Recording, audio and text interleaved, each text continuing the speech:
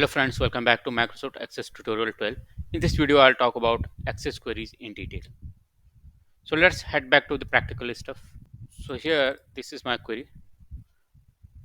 And in this query, I want to put filter on senior manager as well as manager. So I want to show only manager and senior manager as a title, right? So how we can put where clause in our query?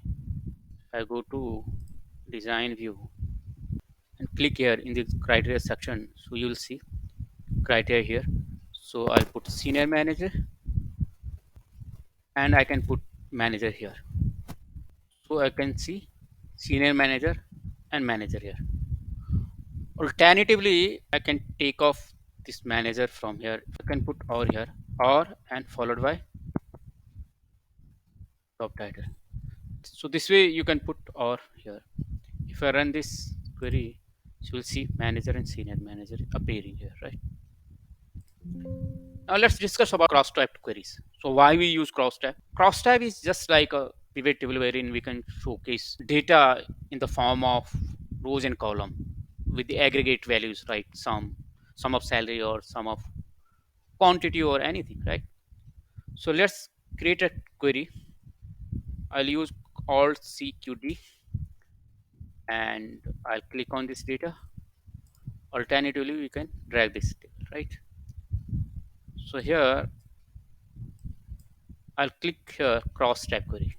So the moment I click on cross-type query, the field criteria got changed, right? So now I want to showcase department in rows and business unit in column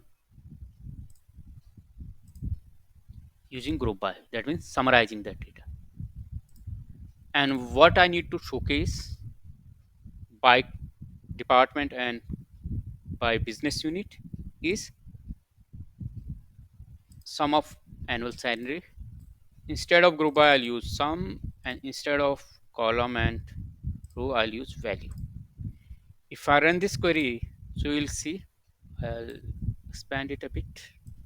You can see this department, accounting, engineering, and so forth, corporate manufacturing, and others, right?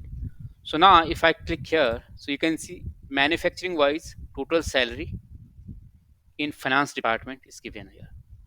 If I click somewhere here, so you can see in corporate unit sector in IT department, the total salary of those employees are there. And here we can see research and development account, research and development unit in engineering. So this way you can see summarized data and further drill down of data. Let me talk about how to create a table using a query. I'll use Alt CQD. I'll add this file here. This is the linked file, and I'll take a few columns here. I'll drag it here. And now I want to create a table out of this query. So that will become a physical table there, right? So all I need to do, I have to click on make table, click on OK. If I run this query, so you will see new table created with 1000 rows. All right. So you can see this is the brand new table. Here I can do anything. I mean, now I can delete record from this table. I can update data. In say, for example, I want to update this department. So this is the abbreviation of information technologies. I don't want to use acronym of IT. I want to use the full name of information and technologies, right? I can change it, but if I want to make some changes through query, so I'll do one thing. I'll have to select that table and I'll have to perform that action, whether it's a DDL and DML. So now I want to change the department name and I'll click on update, and now you can see what I want. I want information technology instead of what IT. I've written it in lowercase, so access is not a case sensitive, so it will work. If I run this, if you see here, so now you can see information technology is given here. So you can see there is no IT anymore. This is information technology. So that's how you can play around with this table. So I'll keep this video till this point.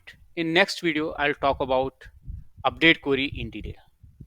Thanks for watching this video. If you think this video is helpful for you, so please give it a thumbs up and subscribe to my channel. Thank you.